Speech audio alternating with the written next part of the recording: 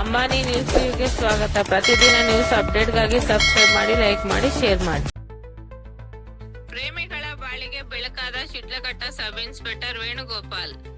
ಶಿಡ್ಲಘಟ್ಟ ನಗರದ ಸಿದ್ಧಾರ್ಥ ನಗರ ನಿವಾಸಿಗಳಾದ ಯುವ ಪ್ರೇಮಿಗಳು ಹಲವು ವರ್ಷಗಳಿಂದ ಪರಸ್ಪರ ಪ್ರೀತಿಸಿಕೊಂಡಿದ್ದು, ಮನೆಯವರು ಒಪ್ಪದೇ ಇರದ ಕಾರಣ ಓಡಿ ಹೋಗಿ ಧರ್ಮಸ್ಥಳದಲ್ಲಿ ಮದುವೆಯಾಗಿದ್ದಾರೆ.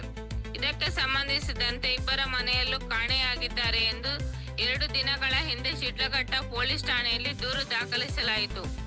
ಅದರಂತೆ ಕಾರ್ಯಾಚರಣೆ ನಡೆಸಿದ ಪೊಲೀಸರು ನವವಿವಾಹಿತ ದಂಪತಿಯನ್ನು ಧರ್ಮಸ್ಥಳದಲ್ಲಿ ಪತ್ತೆ ಹಚ್ಚಿ ಶಿಡ್ಲಘಟ್ಟ ಠಾಣೆಗೆ ಕರೆತಂದಿದ್ದಾರೆ.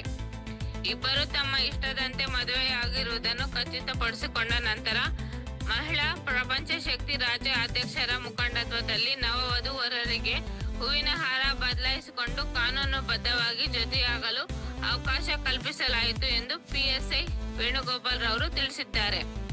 ಈ ಸಂದರ್ಭದಲ್ಲಿ ಪಿಎಸ್ಐ ವೇಣುಗೋಪಾಲ್ ರವರು ಯುವ ಪ್ರೇಮಿಗಳಿಗೆ ಹೆಲ್ಮೆಟ್ ವಿತರಣೆ ಮಾಡಿ, ಮುಂದಿನ ದಿನಗಳಲ್ಲಿ ದ್ವಿಚಕ್ರ ವಾಹನದಲ್ಲಿ ತೆರಳುವಾಗ ಕಡ್ಡಾಯವಾಗಿ ಹೆಲ್ಮೆಟ್ ಧರಿಸಬೇಕೆಂದು ಸಲಹೆ ನೀಡಿದ್ದಾರೆ. ಜೊತೆಗೆ ಹಾಜರಾಗಿದ್ದ ಎಲ್ಲರಿಗೂ ಸಿಹಿ ವಿತರಣೆ ಮಾಡಿ ನವದಂಪತಿಗಳಿಗೆ ಆಶೀರ್ವಾದ ಮಾಡಿದ್ದಾರೆ. ಈ ಹಿಂದೆ ಕೂಡ ಇದೇ ರೀತಿ ಪ್ರೇಮಿಗಳನ್ನು ನೇರವಾಗಿ ಶಿಡ್ಲಘಟ್ಟ ನಗರ ಠಾಣೆಯ ಮುಂದೆ ಮದುವೆ ಮಾಡಿಸಿ ಪ್ರೇಮಿಗಳ ಬಾಳಿಗೆ ಬೆಳಕಾದ ಪಿಎಸ್ಐ ವೇಣುಗೋಪಾಲ್ ರವರನ್ನು ಜನರು ಮೆಚ್ಚಿಕೊಂಡಿದ್ದಾರೆ. ಈ ಸಂದರ್ಭದಲ್ಲಿ ಸ್ಥಳೀಯ ಮುಖಂಡರಾದ ಎಸ್ಎಂ ರಮೇಶ್, ಪ್ರಕಾಶ್, ಮಧು, ಮುರಳಿ, ರಾಮಂಜಿ, ಅನಿಲ್, ಗಂಗಾಧರ, ನಾಗರಾಜ್, ಮುನಿಕೃಷ್ಣ ಸೇರಿದಂತೆ ಪೊಲೀಸ್ ಸಿಬ್ಬಂದಿಗಳು ಹಾಗೂ ಸಾರ್ವಜನಿಕರು ಉಪಸ್ಥಿತರಾಗಿದ್ದಾರೆ. Ambani news TV, Shidlaghatta. ನಮಸ್ಕಾರ. ಶಿಡ್ಲಘಟ್ಟ ನಗರ ಪೊಲೀಸ್ ಠಾಣೆಯಲ್ಲಿ ನಿನ್ನೆ ಒಂದು ಮಿಸ್ಸಿಂಗ್ ಕೇಸು ಪ್ರಕರಣ ದಾಖಲಾಗಿತ್ತು. ಅದರಂತೆ ಈ ಜನ ಇವ್ರನ್ನ ಪತ್ತೆ ಹಚ್ಚಿ ಸಂಬಂಧಪಟ್ಟವನ್ನು ಪತ್ತೆ ಹಚ್ಚಿದಾಗ ಈ ಥರ ಇಬ್ಬರು ಹೋಗಿ ಧರ್ಮಸ್ಥಳದಲ್ಲಿದ್ದರು. ನಿನ್ನೆ ಧರ್ಮಸ್ಥಳದಿಂದಲೇ ಕರ್ಕೊಂಬಂದು ಈ ಜನ ಅವರು ತಂದೆ ತಾಯಿ ಒಪ್ಪಿಗೆ, ಹುಡುಗಿಯವ್ರ ತಂದೆ ತಾಯಿ ಮತ್ತು ಹುಡುಗಿಯವ್ರ ತಂದೆ ತಾಯಿ ಮತ್ತು ಅವರೆಲ್ಲ ಹಿರಿಯರು ಒಪ್ಪಿಗೆ ಮೇರೆಗೆ ಇದನ್ನು ಒಬ್ಬರಿಗೊಬ್ಬರು ಪ್ರೀತಿಸಿದ್ದಾರೆ.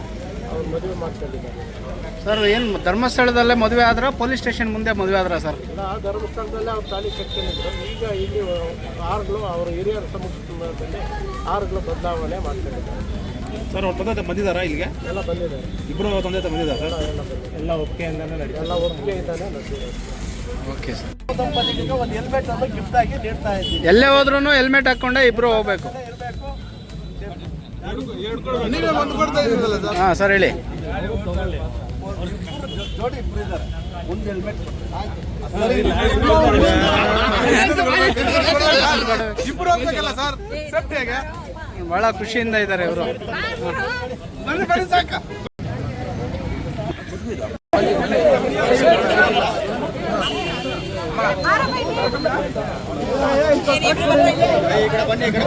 ನೀವು ಫಸ್ಟ್